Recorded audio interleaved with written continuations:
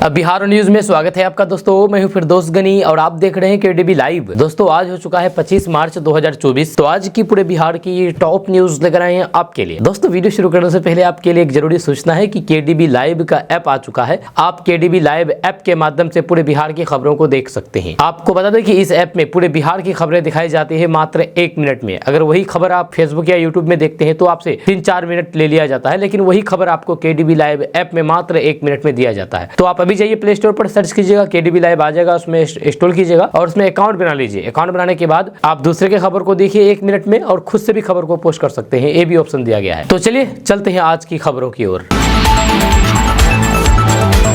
दोस्तों आज बिहार न्यूज की शुरुआत करते हैं कि बिहार में राष्ट्रीय जनता दल यानी कि आरजेडी और कांग्रेस गठबंधन में पेंच फंस गया है। आरजेडी की दी गई सीटों पर कांग्रेस राजी नहीं है। आरजेडी कांग्रेस को 8 सीटें देने के तैयार है, लेकिन कांग्रेस की मांग है कि उसे अलग सीटें दी जाए। आपको बता दें कि सूत्रों का दावा है कि जो सीटें कांग्रेस डिमांड कर रही है आरजेडी उस पर राजी नहीं है। कांग्रेस काराकाट सीट मांग रही है, औरंगाबाद मांग रही है, पप्पू यादव के लिए पूर्णिया सीट मांग रही है, लेकिन आरजेडी कुछ और ही सीटें कांग्रेस को दे रही है, जिसको लेकर के आरजेडी और कांग्रेस के बीच में रार पैदा हो गया है। अब ना सीट शेयरिंग सुलझ रहा है और न ही उम्मीदवार घोषित किए जा रहे हैं, जिसको लेकर के दोनों दल असमंजस में फंस गए हैं कि आखिर इस मसले को कैसे सुलझाया जाए। आपको बता दूं कि इंडिया ब्लॉक में मतभेद पैदा करने वाली सीटों में सीवान, कटिहार और मधुबनी शामिल है। वहीं पर आरजेडी ने गठबंधन से मशवरा किए बिना ही 13 उम्मीदवारों के नाम की घोषणा कर दी है।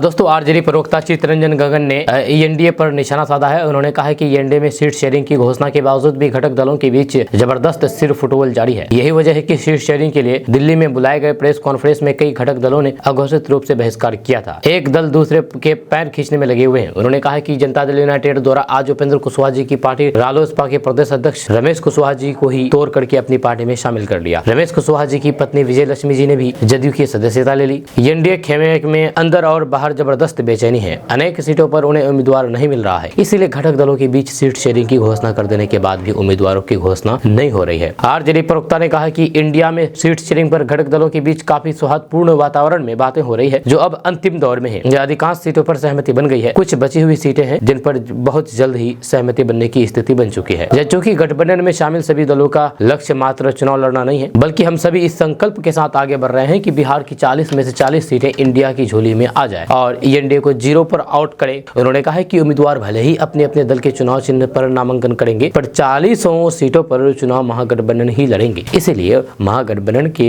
अंदर सीट शेयरिंग में कोई भी समस्या नहीं है। वहीं पर राजद प्रवक्ता चित्तरंजन गगन ने कहा है कि पूरे बिहार में बदलाव की आंधी चल रही है। सभी जाति, धर्म और फिर वर्गों का समर्थन महागठबंधन को मिल रहा है। बिहार की जनता पिछले 17 महीने की तेजस्वी के उप मुख्यमंत्री काल की उपलब्धियों की तुलना में डबल इंजन सरकार से पिछले 10 सालों से और फिर बिहार की एनडीए सरकार से पिछले 17 सालों का हिसाब खोज रही है।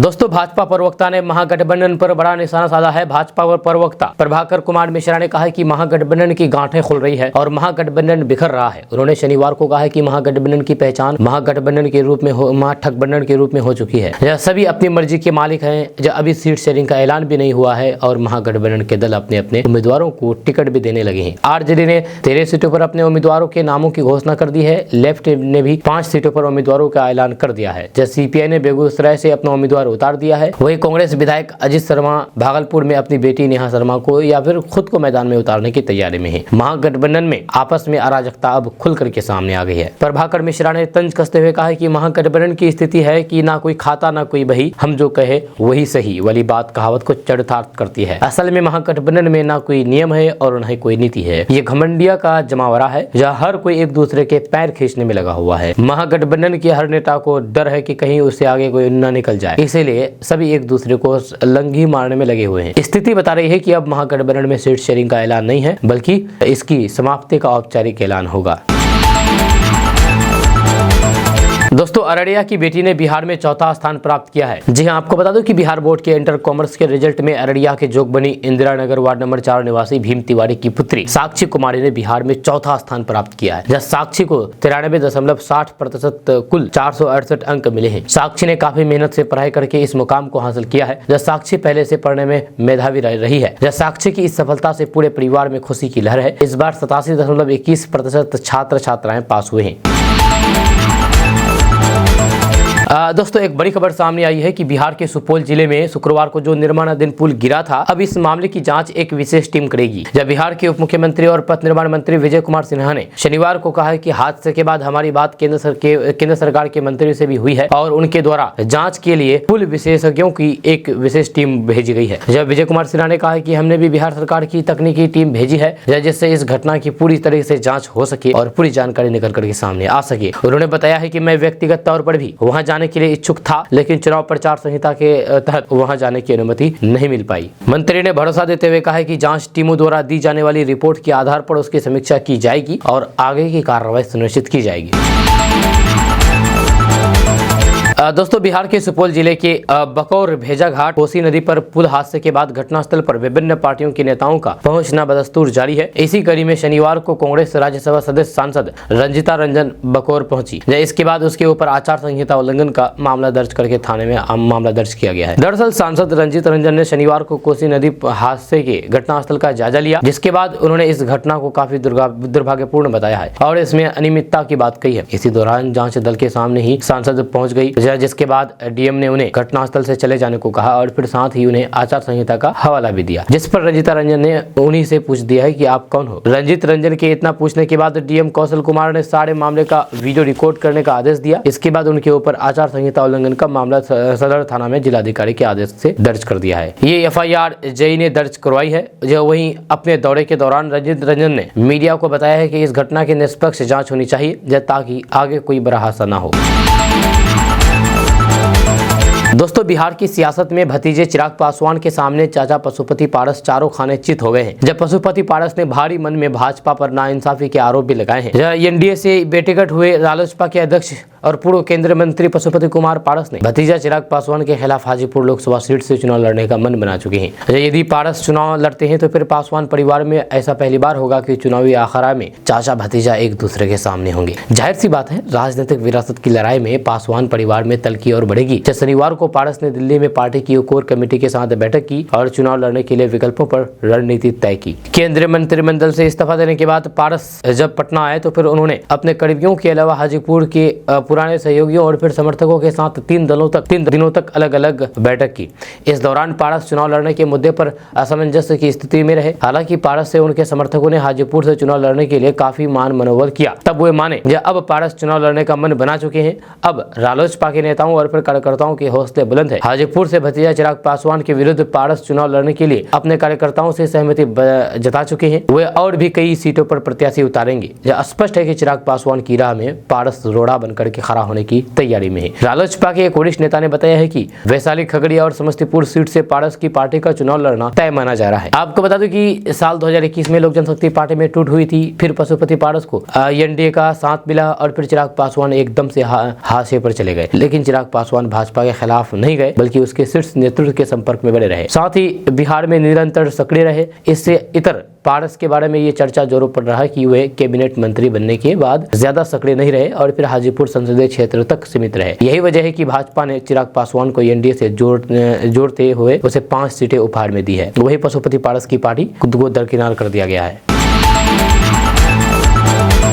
दोस्तों चुनावी माहौल के बीच बिहार के मुख्यमंत्री नीतीश कुमार की पार्टी जेडीयू में इस्तीफे का सिलसिला थमने का नाम नहीं ले रहा है। 2 और पूर्व विधायकों ने जेडीयू छोड़ दी है। यह दरभंगा जिले के जाले से पूर्व एमएलए राम विनाश प्रसाद ने शनिवार को जेडीयू से नाता तोड़ दिया। इसके अलावा केवटी से विधायक रहे फराज फातमी ने भी जदयू से इस्तीफा दे दिया। इन दोनों के आरजेडी में जाने की संभावना है। 4 दिन पहले फराज के पिता एवं जदयू के राष्ट्रीय महासचिव अली अशरफ फातमी ने भी नीतीश का साथ छोड़ा था। जब राजनीतिक गलियारे में चर्चा है कि जेडीयू छोड़ करके जा रहे कई नेता लालू और तेजस्वी यादव की पार्टी आरजेडी के संपर्क में है। आपको बता दूं कि शनिवार को जेडीयू विधायक बीमा भारती ने भी जदयू से इस्तीफा दे दिया था और जाकर के आरजेडी का टिकट पर पूर्णिया से लोकसभा चुनाव लड़ने की चर्चा है। इससे पहले गया जिले के टेकारी से पूर्व विधायक अभय कुशवाहा एवं बोधगया से पूर्व एमएलए अजय पासवान ने भी जेडीयू से नाता तोड़ दिया था। अभय कुशवाहा को लालू प्रसाद यादव ने औरंगाबाद लोकसभा से उम्मीदवार बनाया और उन्हें आरजेडी का सिंबल भी दे दिया गया है। 4 दिन पहले जेडीयू छोड़ने वाले अली अशरफ फातमी के भी दरभंगा या फिर किसी अन्य सीट से लोकसभा चुनाव लड़ने की चर्चा है। जहाँ लोकसभा चुनाव से पहले लालू और तेजस्वी यादव सीएम नीतीश कुमार की पार्टी में सेंध लगा रहे हैं, जहाँ राजनीतिक गलियारों में इस पर चर्चा तेज है। दरअसल नीतीश कुमार के महागठबंधन से अलग होने के बाद लालू एवं तेजस्वी यादव ने एनडीए से लड़ने के लिए अपनी रणनीति में बदलाव किया है। राजनीतिक जानकारों के मुताबिक आरजेडी का मुख्य फोकस जेडीयू को कमजोर करके उनके प्रभावित वाले इलाकों में मजबूत से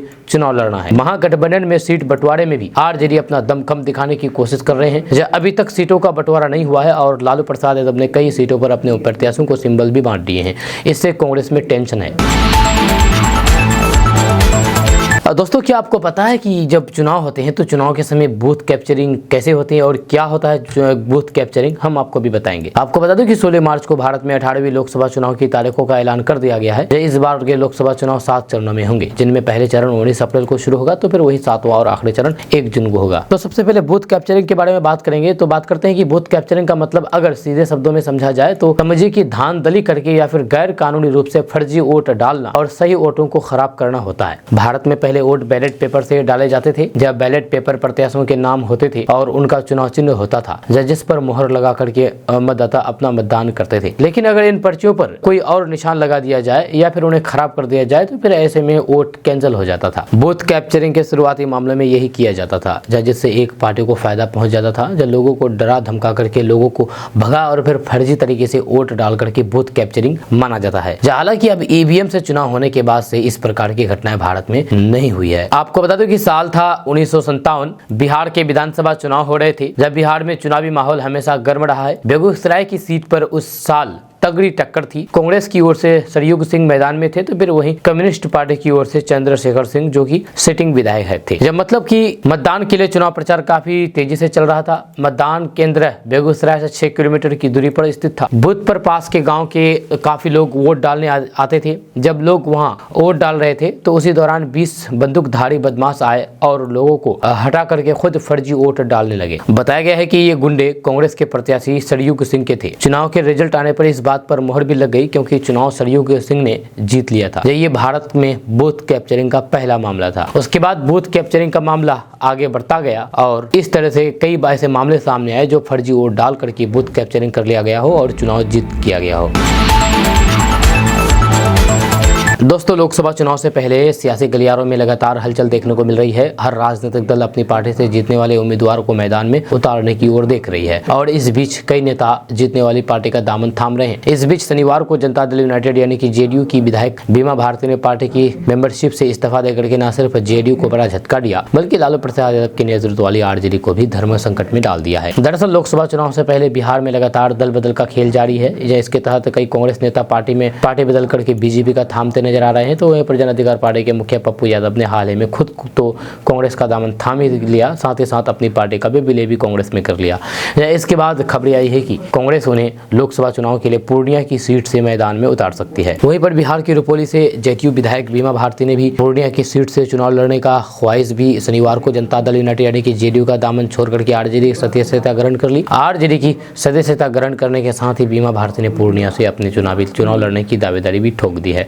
उन्होंने कहा कि मैं अति पिछड़े समाज से आती हूँ और फिर शायद यही वजह है कि जिस सम्मान की मैं हकदार थी वो मुझे नहीं मिला। मेरे पति को जेल में भेजा गया। मैं नीतीश जी का सम्मान करती हूँ, लेकिन उनके पास के लोग उन्हें बहकावे में रखते हैं। लालू जी मेरे पिता सम्मान है और फिर उन्होंने मुझे इज्जत दी है। ऐसा लग रहा है कि मेरे घर वापसी हुई है और मैं अब सुरक्षित हूँ। जब पूर्णिया की जनता तैयार है और फिर मैं यही से लड़ूंगी चुनाव। मेरे नेता तेजस्वी, पिता समान लालू प्रसाद यादव और फिर माता राबड़ी देवी जहाँ कहेंगी मैं वहाँ से चुनाव लड़ूंगी, ये कहना है बीमा भारती की। आपको बता दूं कि जहां एक और बीमा भारती ने मेंबरशिप लेते हुए पूर्णिया से चुनाव लड़ने की बात का ऐलान कर दिया, तो फिर वहीं पर दूसरी ओर पप्पू यादव ने भी अपने आधिकारिक एक्स अकाउंट पूर्णिया की सीट न छोड़ने का ऐलान कर दिया है। उन्होंने साफ कह दिया है कि वे मर जाएंगे, लेकिन ना तो वे कांग्रेस पार्टी छोड़ेंगे और न ही पूर्णिया की सीट, फिर भले उन्हें उसे दुनिया ही क्यों ना छोड़नी पड़ जाए। दोस्तों, लोगों पर होली का खुमार सिर चढ़कर बोलने लगा है। जहां ऐसे में बिहार में मौसम एक बार फिर से बदलने वाला है। जहां मौसम विभाग के अनुसार पश्चिमी विक्षोभ के कारण बिहार के कई जिलों में 25 मार्च तक हल्की से मध्यम बारिश हो सकती है। आपको बता दूं कि आज सुबह से ही बिहार के अधिकांश हिस्सों के मौसम का मिजाज बदला हुआ है। बादल छाए हुए हैं और फिर लोगों को गुलाबी ठंड का एहसास हो रहा है। मौसम विभाग के अनुसार शनिवार की रात पश्चिमी विक्षोभ हिमालय क्षेत्र में देखने को मिला। इसके कारण 25 मार्च को आज बिहार के उत्तर मध्य और फिर उत्तर पूर्व भागों में बारिश की संभावना है। वहीं पर आज 25 मार्च को पटना और आसपास के क्षेत्रों में बादल छाए रहने की संभावना मौसम विभाग ने जाहिर की है। 25 मार्च को बारिश की संभावना जताई गई है। आपको बता दूं कि आज 25 मार्च को सीतामढ़ी, सुपौल, अररिया, किशनगंज, कटिहार, पूर्णिया के एक या फिर 2 स्थानों पर मेघ गर्जन के साथ बारिश हो सकती है। दोस्तों, होली के अवसर पर लोग घर आने के लिए बेताब हैं। उन्हें ट्रेनों में टिकट नहीं मिल रही है। टिकट तो दूर की बात, सीट नहीं मिल रही है। सीट तो दूर की बात, ट्रेन में खड़े होने तक भी जगह नहीं मिल रही है। आपको बता दूं कि गोरखपुर रेलवे स्टेशन पर शनिवार को दोपहर 12:30 बजे के आसपास बाघ एक्सप्रेस जैसे ही प्लेटफॉर्म नंबर 1 पर रुकी तो फिर ट्रेन के आने का इंतजार कर रहे यात्रियों का रेला कोचों की तरफ उमड़ पड़ा। जहाँ सभी कोच पहले से ही भरे पड़े थे, जनरल ही नहीं, स्लीपर और फिर एसी कोचों के गेटों पर भी लोग खड़े थे। जब टॉयलेट में भी जगह नहीं बची थी। जब बिहार आने वाले लोगों को धक्का मुक्की करनी पड़ी। कुछ किसी तरह ट्रेन में तो चढ़ गए, कई प्लेटफॉर्म पर ही छूट गए। जब बाघ एक्सप्रेस ही नहीं बल्कि दिल्ली, पंजाब, मुंबई, सूरत, पुणे और फिर सिकंदराबाद से गोरखपुर या फिर बिहार आने वाली कई ट्रेनें पूरी तरीके से फुल हो चुकी थी। जब बोगियों में पैर रखने तक भी जगह नहीं बची थी। जब बड़ी संख्या में छात्र, नौकर पेशा, व्यवसायी और फिर कामगार किसी तरह से ट्रेन से घर पहुंच रहे हैं, लेकिन यहाँ से घर की राह और फिर मुश्किल हो गई है। ये तब है जब रेलवे प्रशासन पूर्वोत्तर रेलवे के विभिन्न रूटों पर 55 जोड़ी होली स्पेशल ट्रेनों का संचालन कर रहा है। बिहार के लिए ट्रेनें नहीं मिल रही है तो फिर वहीं पर लोग रोडवेज बस स्टेशन की तरफ भागे। स्टेशन परिसर में भी दिन भर लोग बसों में सीट के लिए जूझते रहे, लेकिन उन्हें कहीं भी सीट नहीं मिल पा रही है। दोस्तों, पूर्णिया में चुनाव को लेकर के गहमागहमी तेज हो चुकी है। जब पूर्णिया से लगातार 2 चुनाव से जीत करके परचम लहरा रहे सांसद संतोष कुशवाहा फिर से भरोसा जता रहे हैं संतोष कुशवाहा पर। इससे एनडीए को लेकर के चल रही चर्चा अचानक थम गई है। अब सियासी हलकों में महागठबंधन को लेकर के तरह तरह की चर्चा शुरू हो गई है। कयास पर कयास लगाए जा रहे हैं। राजनीति का रोमांच अब और बढ़ने लगा है। चौक चौराहों पर चर्चा शुरू होने लगी है। अब विशेष करके पंजे पर सबकी नजर है। जन अधिकार पार्टी के कांग्रेस में विलय के बाद सियासी हलचल तेज हो गई है। अभी तक की संभावना में है उन्हें पूर्णिया सीट से महागठबंधन का प्रत्याशी माना जा रहा है। घोषणा अभी नहीं हुई है और फिर इसी देरी की भी खूब विवेचना शुरू है। हर किसी के पास अपने अपने तर्क होते हैं। या खैर, अब इस सस्पेंस पर भी जल्द विराम लगने की संभावना बढ़ गई है। एनडीए के सामने कौन प्रतिद्वंदी होगा, इसकी धुंधली तस्वीर भी पूरी तरीके से साफ हो जाएगी। होली ब्रेक के 2 दिन बाद ही से ही यहाँ नामांकन की प्रक्रिया भी शुरू हो जाएगी। जब पहले चरण में यहाँ चुनाव होना है, ऐसे में सियासी हलचल तेज होने लगी है। दोस्तों, जदयू नेता संजय झा ने इंडिया गठबंधन पर तंज कसते हुए कहा कि अब चुनाव के पहले ही इंडिया में दरार दिख रहा है। अभी सीट शेयरिंग हुआ ही नहीं और सीट बंटवारे बांटने जा रहे हैं। इंडिया के भीतर जो दरार है वह और गहराता जा रहा है। जदयू प्रदेश कार्यालय में पत्रकारों से बातचीत करने के दौरान संजय झा ने यह बातें कही है। जब संजय झा ने कहा कि इंडिया में चुनाव लड़ने के पहले की ये स्थिति को जनता देख रही है। जब वहीं एनडीए में एक रूपता है, साथ इकट्ठा होकर के सीट शेयरिंग की घोषणा की है। मिलकर के चुनाव लड़ेंगे। डबल इंजन की सरकार और नीतीश कुमार के सुशासन के विषय में के साथ वे लोग चुनाव में जाएंगे। नीतीश कुमार की जदयू के सांसदों के साथ चल रही मुलाकात की श्रृंखला के संबंध में पूछे जाने पर संजय झा ने कहा, मुख्यमंत्री संबंधित लोगों से उनके इलाके का फीडबैक ले रहे हैं। राष्ट्रीय लोक मोर्चा के प्रदेश अध्यक्ष रमेश कुशवाहा ने जदयू में जाने के बाद राजद ने दावा किया है कि एनडीए में सीट बंटवारे के बावजूद भी घटक दलों के बीच जबरदस्त सिर फुटबॉल जारी है। यही वजह है कि सीट शेयरिंग के लिए दिल्ली में बुलाई गई बैठक का कई घटक दलों ने अघोषित रूप से बहिष्कार किया था। आलम यही कि एक दूसरे के पैर खींचने में लगे हुए हैं। दोस्तों, बीजेपी के पूर्व उप मुख्यमंत्री सुशील कुमार मोदी ने कहा है कि पिछले साल 3 विधानसभा चुनाव में कांग्रेस की हार और फिर बिहार, केरल सहित पूरे देश में टूटते बिखरते इंडिया गठबंधन के बाद भी यदि जयराम रमेश 2004 की तरह कांग्रेस की सत्ता में वापसी की आस लगाए हैं तो फिर वे धरती पर नहीं है बल्कि मूर्खों के स्वप्रिय लोक में जी रहे हैं। उन्होंने कहा कि आज की भाजपा वाजपेयी युग की कमजोरियों से सबक लेकर के 370 सीटें जीतने का लक्ष्य प्राप्त करने वाली है। यह कांग्रेस भी 2024 की भाजपा की ताकत समझ चुकी है। इसलिए सोनिया गांधी चुनाव लड़ने से करके राज्यसभा पहुंच गई है। सुशील कुमार मोदी ने कहा कि प्रधानमंत्री नरेंद्र मोदी के नेतृत्व में एनडीए सरकार ने जहां एक तरफ गरीबों को पक्का मकान, शौचालय, 5 किलो मुफ्त अनाज, महिलाओं को मुफ्त गैस कनेक्शन, किसानों को सम्मान निधि और योजना और फिर 1.25 लाख लोगों को स्टार्टअप के जरिए विकास से जोड़ा है, वहीं सोशल इंजीनियरिंग और फिर सामाजिक न्याय की दिशा में भी मील के पत्थर लगाए हैं। साथ ही सुशील कुमार मोदी ने कहा है कि धारा 370 से मुक्ति, 1 रैंक 1 पेंशन, 3 तलाक प्रथा पर रोक और फिर अयोध्या में राम जन्मभूमि पर भव्य राम मंदिर के पुनर्निर्माण जैसे जो काम वाजपेयी सरकार नहीं कर पाई थी उसे भी मोदी सरकार ने पूरा किया है। सुशील कुमार मोदी ने कहा कि दहशतगर्द और भ्रष्टाचार पर जीरो टॉलरेंस वाली एनडीए सरकार से कांग्रेस क्या मुकाबला कर पाएगी। दोस्तों लालू प्रसाद यादव अभी अपने रो में है। जहाँ इंडिया अलायंस तो बिहार में नहीं चला, जब महागठबंधन का फॉर्मूला भी नहीं चल रहा है, वह कांग्रेस की आपत्ति के बावजूद भी अपनी पार्टी से लगातार प्रत्याशी उतारे जा रहे हैं। इसी हफ्ते जनता दल यूनाइटेड को छोड़ करके राजद में वापसी करने वाले पूर्व केंद्रीय मंत्री अली अशरफ फातमी को उन्होंने रविवार को अपने आवास पर बुला करके पार्टी की सदस्यता दिलाई। इसके बाद मधुबनी से आरजेडी का सिंबल दे दिया। दरभंगा का प्रत्याशी भी राजद की ओर से पूर्व मंत्री और पार्टी विधायक ललित कुमार यादव को बनाया गया है। जब दरभंगा सीट पर पिछली बार आरजेडी के अब्दुल बारी सिद्दीकी भारी अंतर से हारे थे, उन्हें भाजपा प्रत्याशी के मुकाबले करीब आधा वोट हासिल हुआ था। मधुबनी सीट पर पिछली बार महागठबंधन में शामिल विकासशील इंसान पार्टी के प्रत्याशी बद्री कुमार पूर्वे ने भाग्य आजमाया था और कहीं टिके ही नहीं थे। पूर्वे यहाँ भाजपा प्रत्याशी के मुकाबले के चौथे वोट पाए थे। दोस्तों पूर्णिया सीट को लेकर के घमासान मचा हुआ है। इस सीट से कांग्रेस नेता पप्पू यादव पहले से ही दावा कर रहे हैं। वहीं इस राजनीतिक उलटफेर पर पप्पू यादव ने रविवार को कहा कि मैं एक परिवार के विश्वास, आशीर्वाद और एक पार्टी की विचारधारा से जुड़ गया हूं। ये सारी जिम्मेदारियां अब उस पार्टी के नेतृत्व की है। मैं कोसी में काम कर रहा हूं, पिछले 2 वर्षों से सीमांचल और 5 वर्षों से पूरे बिहार में काम कर रहा हूँ। जब लालू प्रसाद यादव चाहते थे कि मैं मधेपुरा से चुनाव लड़ूं, लेकिन मैंने इसे ठुकरा दिया।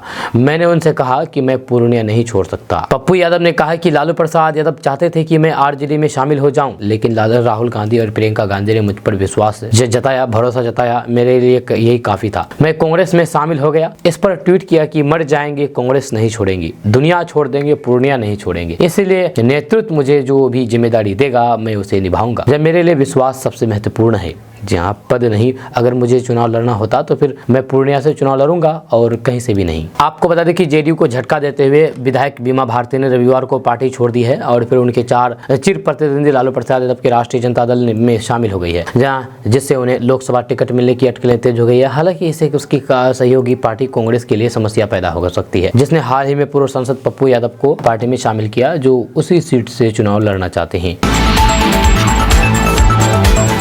दोस्तों भाजपा ने लोकसभा चुनाव के लिए प्रत्याशियों की 5वीं सूची जारी कर दी है। इस बार पार्टी ने 111 सीटों पर नामों का ऐलान किया है, जिसमें बिहार की 17 सीटें भी शामिल है। पार्टी ने बक्सर से केंद्रीय मंत्री अश्विनी कुमार चौबे के बदले पूर्व विधायक मिथिलेश तिवारी को उम्मीदवार बनाया है। जब मुजफ्फरपुर से अजय निषाद के बदले राजभूषण निषाद को मौका दिया गया है। वहीं सासाराम से छेदी पासवान के बदले शिवेश राम को, नवादा से राज्यसभा सांसद विवेक ठाकुर को उम्मीदवार बनाया गया है। हालांकि उम्मीदवारों में किसी महिला को प्रत्याशी नहीं बनाया गया है। मौजूदा सांसदों में शिवहर से रमा देवी पार्टी के इकलौते महिला सांसद थी। शिवहर सीट जदयू के कोटे में जाने के कारण रमा देवी पहले ही बेटिकट हो चुकी है। अभी हम बात करेंगे कि बीजेपी किस लोकसभा सीट से किसको उम्मीदवार बनाया है। तो सबसे पहले बात करेंगे पश्चिमी चंपारण के बारे में। तो पश्चिमी चंपारण में संजय जायसवाल को बनाया है, जो पूर्व ही अभी भी मौजूदा सांसद हैं। वहीं पर पूर्वी चंपारण को राधा मोहन सिंह, अररिया प्रदीप कुमार सिंह, औरंगाबाद सुशील कुमार सिंह, मधुबनी अशोक कुमार यादव, दरभंगा गोपाल जी ठाकुर, मुजफ्फरपुर राजाभूषण निषाद, महाराजगंज जनार्दन सिंह सिग्रीवाल, सारण राजीव प्रताप रूडी, उज्जैरपुर नित्यानंद राय, बेगूसराय गिरिराज सिंह, नवादा विवेक ठाकुर, पटना साहिब रविशंकर प्रसाद, पाटलिपुत्र राम कृपाल यादव, आरा राजकुमार सिंह, बक्सर मिथिलेश तिवारी, सासाराम शिवेश राम को उम्मीदवार बनाया है बीजेपी की तरफ से। दोस्तों भाजपा के फायर ब्रांड नेता और केंद्रीय मंत्री गिरिराज सिंह ने एक बार फिर से एनडीए की अपनी ही सरकार बिहार सरकार पर तीखा हमला बोला है। जब खास करके शिक्षकों की होली की छुट्टी को रद्द करने को लेकर के गिरिराज सिंह काफी नाराज हैं। उन्होंने कहा कि ये सरकार का तुगलकी फरमान है कि हिंदू एवं सनातन को मानने वाले लोगों के सबसे बड़े पर्व होली में भी छुट्टी नहीं दी गई है। आज बिहार के 30,000 शिक्षक अन्य जिलों में ट्रेनिंग पर है और इसके लिए गिरिराज सिंह को लगातार शिक्षकों के द्वारा फोन किया जा रहा है। गिरिराज सिंह ने कहा है कि पहले में भी बिहार सरकार के कई मंत्रियों से बात की थी एवं इस पर गंभीरता से विचार करते हुए 25 मार्च को भी छुट्टी का ऐलान करने की बात कही थी, लेकिन उल्टे शिक्षकों को ट्रेनिंग के लिए अलग जिलों में भेज दिया गया है। जहाँ आलम यह है कि अब ये पर्व मनाने से भी वंचित हो जा रहे हैं। जहाँ वहीं उन्होंने एक बार फिर से बात को दोहराते हुए कहा कि अगर किसी सरकार में हिम्मत है तो वे ईद या फिर बकरीद की छुट्टी खत्म करके दिखा दे तो फिर मैं मान लूंगा। उन्होंने कहा कि कोसी इलाके में कई जगहों पर अभी भी शुक्रवार को ही छुट्टी दी जाती है। सरकार चाहे तो इसकी जांच भी करवा सकती है। ये सीधा सनातन पर प्रहार है जो कि बर्दाश्त करने के काबिल नहीं है। दरअसल गिरिराज सिंह अपने संसदीय क्षेत्र बेगूसराय में हैं और लगातार लोगों से संवाद भी कर रहे हैं। गिरिराज सिंह होली के दौरान मनाए जा रहे होली मिलन समारोह में भी भाग ले रहे हैं। हम लोकसभा की टिकट पॉकेट में रखे थे, निकल गया, कुर्ता कोई चोरी कर लिया। यही ये कहना मेरा नहीं है, बल्कि ये कहना है जदयू के विधायक गोपाल मंडल का। आपको बता दो कि देश में लोकसभा चुनाव 2024 7 चरणों में होगा। पहले चरण के लिए नामांकन की प्रक्रिया शुरू हो गई है। अब राजनीतिक दलों की ओर से उम्मीदवारों के नामों का ऐलान किया जा रहा है। इसी क्रम में नीतीश कुमार की पार्टी जदयू ने 16 प्रत्याशियों की लिस्ट भी जारी कर दी है। जदयू की लिस्ट को लेकर के पार्टी के विधायक गोपाल मंडल ने बड़ा बयान दिया है। जदयू के विधायक गोपाल मंडल ने पहले ही लोकसभा चुनाव को लड़ने का ऐलान किया था, लेकिन उन्हें टिकट नहीं मिला। लोकसभा चुनाव का टिकट न मिलने पर गोपाल मंडल ने कहा कि जिनको भी टिकट मिला है उनका प्रचार करेंगे। हम अच्छे नहीं लगे, हो सकता है कि मुख्यमंत्री हमको कुछ और पोस्ट दे। साथ ही उनसे सवाल किया गया है कि आपके पास तो टिकट था, आप तो बोले थे कि नहीं टिकट मेरे पॉकेट में है। तो उसने कहा है कि टिकट मेरे पॉकेट में रखे थे, वो निकल गया, कुर्ता कोई चोरी कर लिया, यानी कि कुर्ता से कोई टिकट चोरी कर लिया। दोस्तों, बिहार में लोकसभा चुनाव से पहले सियासत तेज हो गई है। नेताओं ने गांव-गांव, मोहल्ले-मोहल्ले घूमना शुरू कर दिया है। इसी क्रम में सबसे ज्यादा एक्टिव कोई नेता दिख रहा है तो वह है जन स्वराज के सूत्रधार प्रशांत किशोर। जो वो बिहार के हर जिले में पहुंच करके लोगों से वोटिंग पैटर्न बदलने की अपील कर रहे हैं। इस बार फिर से उन्होंने मुसलमानों की बस्ती में जाकर के लोगों को समझाने का काम किया। तो उन्होंने बताया है कि कैसे आप लोग कष्ट में रहते हुए एक ही झोला हर बार उठा रहे हैं। प्रशांत किशोर ने कहा है कि किसी बड़े मुसलमानों के गाँव जाइए तो फिर आपको यहाँ सड़क नहीं मिलेगी। प्रशांत किशोर ने कहा है कि किसी मुसलमानों की बस्ती में जाइए, वहां आपको गली नाली नहीं मिलेगी, स्कूल अस्पताल नहीं मिलेगा। जब प्रशांत किशोर ने कहा है कि गांव में जाइएगा तो फिर मुसलमान कहता है, महिलाएं निकल कर कहती है कि भैया जीवन में कितनी दिक्कत है कि परसों पीड़ा शुरू हो जाए तो फिर सड़क नहीं, इतनी खराब है कि जान निकल जाए, अस्पताल इतनी दूर है कि वहां तक पहुंचने में हालात खराब हो जाती है। अगर ये बात मुसलमानों को अच्छी तरीके से पता है तो फिर अपने बच्चे और फिर महिलाओं का दर्द कैसे पता नहीं होगा। लेकिन 5 साल बाद दर्द झेलने के बाद वही अब जब वोट की बारी आएगी तो फिर तेजस्वी यादव जो कि सड़क का मंत्री था, सारे मुसलमान उन्हीं को वोट देकर के आएगा, फिर तेजस्वी यादव का ही झोला पकड़ेगा। आपको बता दें कि प्रशांत किशोर की पार्टी जन स्वराज को चुनाव आयोग से मान्यता मिल गई है। प्रशांत किशोर को चुनाव चिन्ह के रूप में सेब मिला है, एप्पल। हालांकि प्रशांत किशोर ने इसकी आधिकारिक घोषणा नहीं की है। दोस्तों, महिलाओं को आत्मनिर्भर बनाने के लिए सरकार की ओर से कई सारी योजनाएं चलाई गई है। जो उन्हीं में से एक है प्रधानमंत्री फ्री सिलाई मशीन योजना। ये बेहद लाभकारी योजना है, जिससे गरीब महिलाएं घर बैठे अपने सिलाई सीख करके घर बैठे अपना रोजगार कर सकती है और पैसे कमा सकती है। इस योजना का लाभ लेने के लिए हम आपको बताएंगे कि आखिर इसका नियम और शर्तें क्या है। आपको बता दें कि ये योजना केंद्र सरकार की है और इसका लाभ सभी राज्यों के महिलाओं को मिलेगा। हर राज्य में 50,000 महिलाएं लाभान्वित होंगी। यह योजना में आवेदन करने के लिए महिला की उम्र 20 से 40 साल होनी चाहिए। या राजनीतिक पद पर आसीन व्यक्ति को लाभ नहीं मिलेगा। जब महिलाएं सिर्फ एक बार ही इसका लाभ ले सकेंगे। आवेदन पर फ्री में सिलाई मशीन मिलती है। यह आर्थिक रूप से कमजोर महिलाओं को इसका लाभ मिल सकता है। अब सबसे बड़ा सवाल है कि आखिर इसका लाभ कैसे ले और कहां पर जाकर के रजिस्ट्रेशन ऑनलाइन करें। तो आपको बता दूं कि महिलाएं पहले ऑफिशियल वेबसाइट www.india.gov.in पर जाएं। यहाँ होम पेज पर सिलाई मशीन की मुफ्त सप्लाई के लिए आवेदन लिंक पर क्लिक करें। जब फॉर्म में मांगे गए डॉक्यूमेंट्स लगा करके ऑफिस में जमा कर दें। आवेदन पत्र की जांच के बाद मुफ्त सिलाई मशीन दी जाएगी। अब फिर सवाल है कि आखिर कौन कौन सा डॉक्यूमेंट्स लगेंगे इस योजना को लेने के लिए। तो आपको बता दें कि फ्री सिलाई मशीन योजना में आवेदन करने के लिए आवेदनकर्ता का बर्थ सर्टिफिकेट और फिर इनका इनकम सर्टिफिकेट, मोबाइल नंबर और पासपोर्ट साइज फोटो होनी चाहिए। बस सिंपल सा डॉक्यूमेंट्स है। अब इसमें अगर अंतिम तिथि के बारे में बात किया जाए आवेदन की, तो फ्री सिलाई मशीन योजना के लिए आवेदन करने की अंतिम तिथि 31 मार्च 2024 है। ऐसे में महिलाएं जल्द ही प्रमाण पत्रों को पूरा करने के साथ आवेदन करके उसका लाभ ले सकती है। तो आप अभी आवेदन कर लें। दोस्तों, बिहार के शिक्षकों की छुट्टी पर एक बार फिर से कैंची चली है और इस बार उनका होली भी बेरंग होने वाली है। दरअसल शिक्षा विभाग के एसीएस के पाठक के एक आदेश ने शिक्षकों की होली बदरंग कर दी है। यह साथ ही गुड फ्राइडे की छुट्टी भी नहीं मिलेगी। शिक्षा विभाग आदेश जारी किया है कि शिक्षकों को होली के दिन भी ट्रेनिंग के लिए कॉलेज जाना होगा। इसके बाद अब इस मामले में तेजस्वी यादव ने बड़ा सवाल उठाया है और सरकार से मांग भी की है। तेजस्वी यादव ने एक्स हैंडल पर लिखा है कि एनडीए की बिहार सरकार के आदेश अनुसार शिक्षकों को होली के दिन भी उपस्थित रहना है। बिहार में ऐसा पहले कभी नहीं हुआ है कि होली पर्व पर या फिर होली अवकाश के दिन जब पूरा राज्य होली मना रहा होगा तब शिक्षक अपने परिवार से दूर रहेंगे। सीएम को इस मामले में हस्तक्षेप करना चाहिए। दोस्तों, सीट बंटवारे में महागठबंधन में खींचतान और ज्यादा तेज हो चुकी है। आपको बता दूं कि पप्पू यादव जो पूर्णिया से चुनाव लड़ने वाले थे, लेकिन अब आरजेडी ने उसकी जगह बीमा भारती को उतार दिया है। जिसके बाद पप्पू यादव ने कहा कि पप्पू यादव दुनिया छोड़ सकता है लेकिन पूर्णिया नहीं छोड़ सकता। जी हाँ, आपको बता दूं कि बिना विचार या फिर मशवरा किए ही आरजेडी द्वारा एक तरफा सिंबल बांटे जाने से कांग्रेस अलग थलग हो गई है। जो औरंगाबाद के बाद आरजेडी ने पूर्णिया से बीमा भारती को सिंबल दे दिया है, जबकि ये दोनों सीटें कांग्रेस को जाती थी। उसकी दावेदारी की हवा निकलने के उद्देश्य से ही आरजेडी ने अपने प्रत्याशियों को पहले सिंबल दे दिया है। परस्तियों को भांपते हुए पूर्व राज्यपाल निखिल कुमार जो औरंगाबाद से उसको टिकट मिलने वाले थे, वहीं पर पप्पू यादव को पूर्णिया से टिकट मिलने वाले थे, चुनाव लड़ने वाले थे। अब इनको संकेत दे दिया गया है। जी आपको बता दूं कि राजपूतों के दबदबे वाले औरंगाबाद से निखिल कुमार कांग्रेस के सांसद रह चुके हैं। 2014 के चुनाव में मोदी लहर में वे हार गए थे। जब पिछली बार यानी कि 2019 में महागठबंधन में वे सीट हिंदुस्तानी अवाम मोर्चा को मिल गई थी, जहां इस बार जदयू से आए अभय कुशवाहा को आरजेडी ने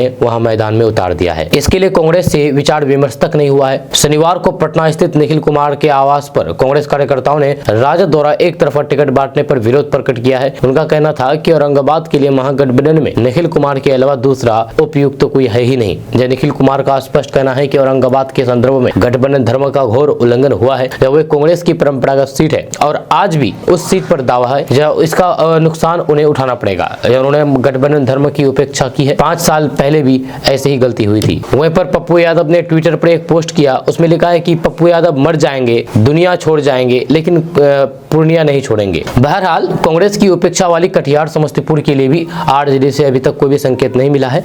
जब पिछले चुनाव में कांग्रेस उन दोनों सीटों पर दूसरे स्थान पर रही थी।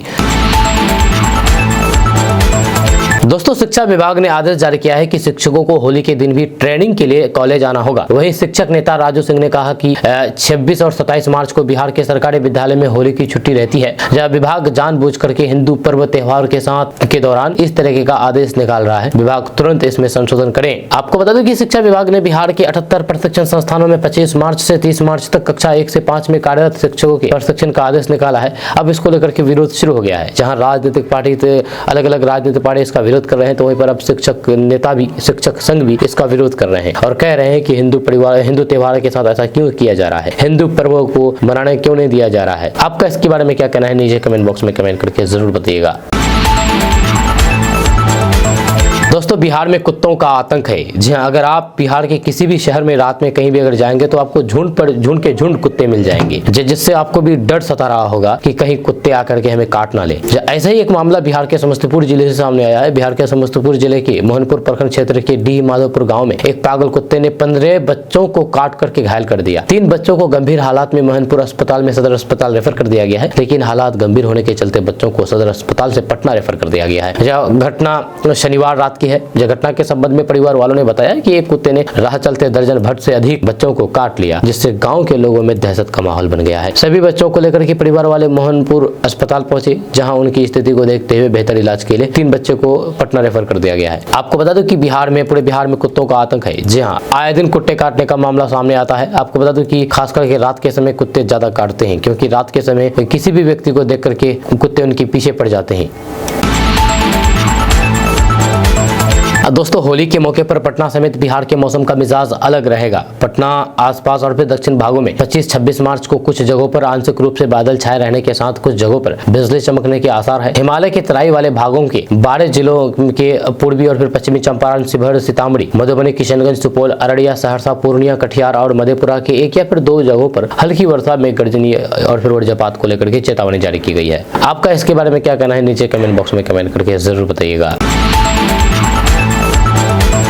दोस्तों, बिहार के समस्तीपुर में एक संत की पति ने अपनी पत्नी की हत्या करने के बाद अपने शरीर में आग लगा ली। यह घटना चक मेहसी थाना के अंतर्गत सैदपुर पंचायत के वार्ड नंबर 12 सैदपुर मेला गेट के निकट की है। युवक को गंभीर हालात में पूसा अनुमंडल अस्पताल से डीएमसीएच रेफर कर दिया गया है। घटना की सूचना मिलने के बाद चक मेहसी थाना की पुलिस घटना की जाँच करने में जुट गई है। फिलहाल पति और फिर पत्नी के बीच विवाद के कारण की जानकारी नहीं मिल सकी है। स्थानीय लोगों के बीच पारिवारिक कलह की चर्चा है। मृतक के सैदपुर मीना देवी के रूप में पहचान हुई है। वहीं पर उसका पति देवेंद्र शाह झुलस जाने से गंभीर रूप से जख्मी हो गए हैं। बताया जा रहा है कि देवेंद्र ने रात में किसी ठोस चीज से पत्नी के सिर पर वार करके मौत की नींद सुला दी, लेकिन इसकी जानकारी लोगों को सुबह उस समय हुई जब देवेंद्र ने अपने शरीर में आग लगाई। जहां बताया जाता है कि देवेंद्र ठेला पर चाय नाश्ता की दुकान करता था, लगाता था, जबकि पत्नी घर पर ही किराने की छोटी दुकान संभालती थी। बीती रात पति और फिर पत्नी ने खाना खाने के बाद सोने गए। दूसरे कमरे में बच्चे सो रहे थे। रात में पति और फिर पत्नी के बीच कब विवाद हुआ, कब देवेंद्र ने पत्नी के सिर पर वार किया,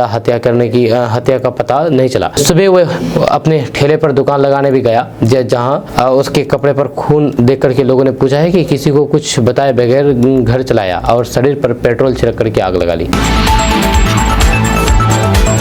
दोस्तों, जनसुराज के सूत्रधार प्रशांत किशोर ने प्रेस कॉन्फ्रेंस के दौरान 2024 में बीजेपी को हराने के लिए 3 फॉर्मूले बताए हैं कि कैसे बीजेपी को हराया जाएगा। उन्होंने भाजपा से जुड़े हुए सवाल के जवाब में कहा कि देश के स्तर पर जब लोग पूछते हैं कि जो काम मैं पहले करता था कि भाजपा की जीत क्यों होती है, तो मैं बता दूं कि भाजपा की जीतने के 4 प्रमुख कारण है। वह है विचारधारा, जिसको आप हिंदुत्व कहते हैं, दूसरा है नेशनलिज्म, राष्ट्रवाद, तीसरा है लाभार्थी और फिर चौथा है उनकी ऑर्गेनाइजेशन और फाइनेंशियल ताकत। हमें बिहार की जनता को जिताना है, भाजपा को नहीं हराना। जब मधुबनी के बेनीपट में प्रशांत किशोर ने कहा है कि अगर आपको भाजपा को हराना है तो फिर किसी दल को, किसी नेता या फिर गठबंधन को इन 4 मजबूत किले द्वारा में से 3 को तोड़ना पड़ेगा। हमको बिहार और फिर बिहार की जनता को जिताना है। जब हमको भाजपा को नहीं हराना है, बिहार में भाजपा जीती भी है और फिर हारी भी है। बिहार की जनता की स्थिति तो नहीं बदली है। बिहार में लालू नीतीश जीते भी हैं और हारे भी हैं, लेकिन बिहार की जनता की स्थिति वैसे की वैसी है। कांग्रेस जीती भी है और हारी भी है। हम लोगों ने यूपी की सरकार देखी और फिर 10 सालों तक एनडीए की सरकार भी देखी। इसके बावजूद भी बिहार से पलायन तो नहीं रुकी, यहाँ से गरीबी तो नहीं मिटी। जब तक जड़ को नहीं सुधारिएगा तब तक विकास संभव नहीं है। प्रशांत किशोर ने आगे कहा कि अपने 40 वर्षों का तक कांग्रेस का भी राज देखा, भाजपा, नीतीश और लालू का भी राज देख रहे हैं। इसके बावजूद भी स्थिति तो नहीं सुधरी। जब तक आप समस्या के मूल को नहीं समझिएगा, जड़ को नहीं सुधारिएगा, तब तक विकास संभव नहीं है। दोस्तों, पूर्णिया में बेखौफ चोरों ने बंद घर में घुस करके 10 लाख रुपए की भीषण डकैती घटना को अंजाम दिया है। जब घर के मालिक मेन गेट को लॉक करके पूरा परिवार होली का त्यौहार मनाने के लिए अपने पैतृक गांव खगड़िया गया था। इसी का फायदा उठा करके शातिर चोर घर में घुसे और फिर चोरी की इस भयानक वारदात को अंजाम दिया है। चोर अलमीरा का लॉकर पहले तोड़ा, उसके बाद 12 भरी सोना और 13 भरी चांदी की जेवरात समेत चांदी के कई अन्य सामान लेकर के रफू चक्कर हो गए। वहीं चोरी की इस वारदात की सूचना मिलते ही स्थानीय पुलिस मौके पर पहुंची और फिर मामले की छानबीन में जुट गई है। यह घटना पूर्णिया के केहाड़ थाना क्षेत्र के रिमांड होम स्थित महाराजी हाता की है। आपको बता दूं कि पीड़ित घर के मालिक की पहचान खगड़िया जिले के भरखंड ओपी के खजरेठा गांव निवासी मंटू राय के रूप में हुई है, जो बाद में पूर्णिया के महाराजी हाता में आकर के बसे हैं। जब घर के मालिक अपने परिवार के साथ होली का त्यौहार मनाने के लिए प्रत्येक गांव खगड़िया गए थे, इसी बीच पूर्णिया में उनके घर में भीषण डकैती की घटना को अंजाम दिया गया है।